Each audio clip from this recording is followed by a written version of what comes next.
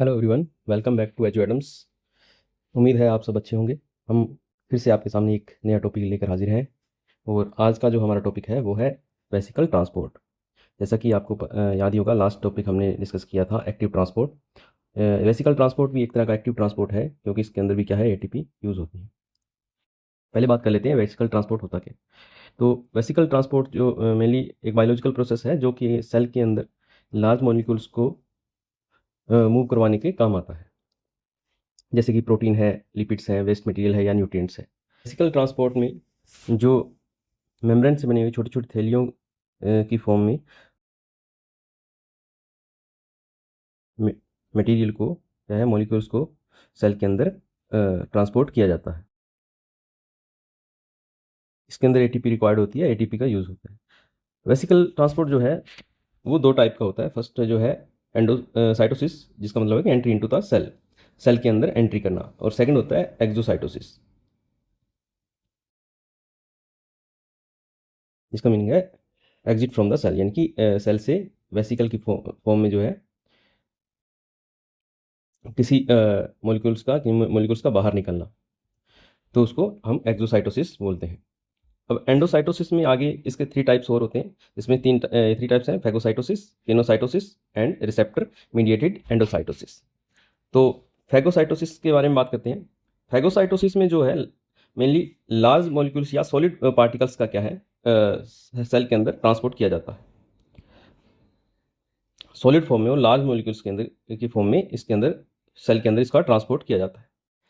Starting में जब जैसे अमीबा के अंदर जो फूड इनटेक होता है तो वो फैगोसाइटोसिस के द्वारा होता है। तो जैसे ही इसके सामने कोई पार्टिकल जैसे बैक्टीरिया आएगा तो ये क्या करेगा, इसके चारों तरफ एक स्ट्रक्चर बनानी शुरू करेगा, जिसको हम स्यूडोपोड्स बोलते हैं। जैसे पैरों जैसी स्ट्रक्चर बनानी स्टार्ट करेगा और इसको चारों तरफ से क्या है, घेर लेगा। और चारों तरफ से घेरने के बाद क्या करेगा, ये आगे से इसको अपनी मेम्ब्रेन को क्या कर लेगा, इसको मिला लेगा और मेम्ब्रेन को आपस में जोड़ देगा। जिससे क्या होगा कि जो पार्टिकल था वो क्या है, इसके अंदर, इसकी सेल के अंदर क्या हो जाएगा, ट्रांसपोर्ट हो जाएगा, सेल के अंदर आ जाएगा। और उसको क्या करेगा, किसी लाइसोसोम के साथ में जोड़कर, उसको फैगोसोम बना लेगा। उसके बाद में उसका डाइजेशन होगा और जो वेस्ट मटेरियल होगा उसको एक्सोसाइटोसिस के द्वारा क्या कर दिया जाएगा, बाहर कर दिया जाएगा। तो इसी को हम फैगोसाइटोसिस कहते हैं। जो हमारी डब्ल्यूबीसी के द्वारा पैथोजेंस को मारा जाता है या उनको अंदर निकला जाता है, वो भी फैगोसाइटोसिस के द्वारा ही होता है। नेक्स्ट हमारे पास है पिनोसाइटोसिस। पिनोसाइटोसिस के अंदर सॉलिड फॉर्म में ना होकर लिक्विड फॉर्म में इसमें जो सब्सटेंस होते हैं वो लिक्विड फॉर्म में होते हैं। और लिक्विड फॉर्म में क्या है, इसको अंदर ट्रांसपोर्ट किया जाता है वेसिकल के द्वारा। तो जैसे एक्स्ट्रा सेलुलर फ्लूइड के अंदर जो कोई पदार्थ जो उसके अंदर घुले हुए हैं बहुत छोटे छोटे, तो वहाँ पे क्या होगा, वहाँ पे मेम्ब्रेन जो है अंदर की तरफ मुड़ के एक छोटी सी थैली बनाएगी, और जिससे क्या होगा, उसके अंदर जो है बाहर का जो फ्लूइड है या लिक्विड है वो उसके अंदर आ जाएगा, और उसके साथ साथ में क्या है, जो सब्सटेंस जो उसके अंदर घुले हैं वो भी उसके साथ में आ जाएंगे। और आगे जाके ये मेम्ब्रेन क्या है, आपस में मिला देगी, और मेम्ब्रेन मिलाने से यहाँ से मेम्ब्रेन जैसे जुड़ जाएगी और इसके अंदर क्या हो जाएगा, ये एक वेसिकल बन जाएगी। इसके बाद में वेसिकल को क्या है, जहाँ पे इसकी ज़रूरत होगी वहाँ पे उसको ट्रांसफ़र कर दिया जाएगा, ट्रांसपोर्ट कर दिया जाएगा। लिक्विड फॉर्म में अगर एंडोसाइटोसिस होता है तो उस टाइप के एंडोसाइटोसिस को हम पिनोसाइटोसिस कहते हैं। थर्ड है रिसेप्टर मीडिएटेड एंडोसाइटोसिस। तो रिसेप्टर मीडिएटेड एंडोसाइटोसिस में क्या होगा कि इसमें सिलेक्टिव एंडोसाइटोसिस ही होगा। जो स्पेसिफिक सब्सटेंस है उसी को ही अंदर एंट्री करने दिया जाएगा, और इस सब्सटेंस को हम बोलेंगे लिगैंड। और जो मेम्ब्रेन है उस पर रिसेप्टर्स लगे होंगे। रिसेप्टर और लिगैंड के अंदर की लोक का कॉम्बिनेशन होता है, की लोक का रिलेशन होता है। जैसे एक स्पेसिफिक लोक के लिए स्पेसिफिक की होती है, वैसे ही एक स्पेसिफिक रिसेप्टर के लिए स्पेसिफिक लिगैंड होता है। जब तक ये लिगैंड इसके साथ में नहीं जुड़ेगा तब तक आगे वेसिकल का फॉर्म नहीं होगा, वेसिकल नहीं बनेगी। जैसे ही ये इसके साथ में लिगैंड जुड़ता है तो इसमें नीचे जो है क्लेथ्रिन जो नाम के प्रोटीन्स लगे होते हैं, क्लेथ्रिन, ये क्लेथ्रिन प्रोटीन वेसिकल बनाना शुरू करते हैं। जो क्लेथ्रिन प्रोटीन है वो वेसिकल बनाना शुरू करते हैं और मेम्ब्रेन को अंदर की तरफ फोल्ड करके वेसिकल बनाना स्टार्ट करते हैं। और वेसिकल बनने के बाद में वेसिकल बनने के बाद में डायनामिन जो प्रोटीन है वो वेसिकल को यहाँ से काट के अलग कर देगा। डायनामिन प्रोटीन इसको काट के अलग कर देगा और वेसिकल आगे ट्रांसपोर्ट होना शुरू हो जाएगा। अब यहाँ पे क्या होगा, ये जो इसके साथ में रिसेप्टर्स और क्लैथरीन प्रोटीन जो थे वो क्या हो जाएंगे, इससे अलग हो जाएंगे और वेसिकल को क्या कर देंगे, फ्री कर देंगे। आगे मोटर प्रोटीन्स के द्वारा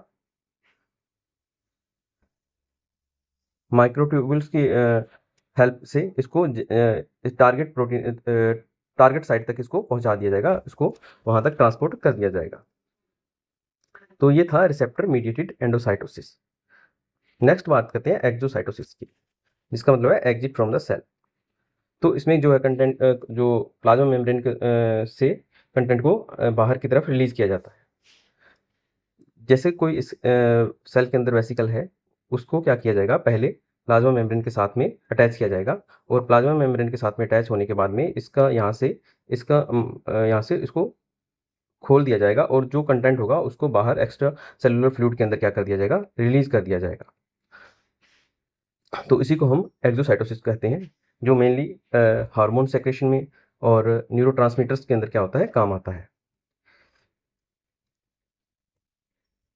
आगे कुछ की कंपोनेंट्स हैं, उसकी बात कर लेते हैं। क्लैथरीन प्रोटीन हमने पढ़ा है, वेसिकल को बनाने में ये हेल्प करता है, जैसे मेम्ब्रेन को अंदर की तरफ फोल्ड करता है और उसके बाद में ये वेसिकल बनाता है। सेकंड है फर्स्ट एंड सेकंड, ये जो प्रोटीन्स हैं वो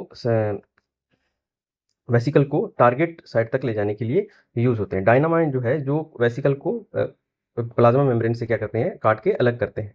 मोटर प्रोटीन्स भी क्या करते हैं, मोटर प्रोटीन भी वेसिकल को ट्रांसपोर्ट करने का काम करते हैं माइक्रोट्यूब्यूल्स के द्वारा। मोटर प्रोटीन्स स्नेयर प्रोटीन्स जो है वो वेसिकल को टारगेट साइट की तरफ डायरेक्शन देती है कि उसको किस जगह पे जाके जुड़ना है। ठीक है, तो जैसे इसको जो वेसिकल के साथ में जो स्नेयर प्रोटीन होगा उसको वी स्नेयर बोलते हैं हम, वेसिकल स्नेयर। और जो टारगेट मेम्ब्रेन होगी उसको वहाँ पे टी स्नेयर होगा, उसको हम टारगेट स्नेयर बोलते हैं। तो वो वेसिकल को एक डायरेक्शन प्रोवाइड करवाते हैं। इसके अंदर जो एटीपी का क्या रोल होता है, फर्स्ट जो है वेसिकल फॉर्मेशन में एटीपी जरूरी है। वेसिकल फॉर्मेशन करने के लिए एटीपी यूज होगी क्लैथरीन कोटिंग के लिए। सेकंड है वेसिकल मूवमेंट, मोटर प्रोटीन पे जो चलने के लिए भी एटीपी की ज़रूरत पड़ती है, उसको एटीपी के द्वारा ही ट्रांसपोर्ट किया जाएगा वेसिकल को, मोटर प्रोटीन्स के ऊपर भी। थर्ड है वेसिकल फ्यूजन, जो वेसिकल होगी वो टारगेट साइट तक पहुंच के वहाँ पे जो फ्यूज होगी उसके लिए भी एटीपी की ज़रूरत पड़ती है। जो स्नेयर प्रोटीन के द्वारा फ्यूज हो गए वो वहाँ भी एटीपी की ज़रूरत पड़ती है, वो भी एटीपी के द्वारा ही होता है।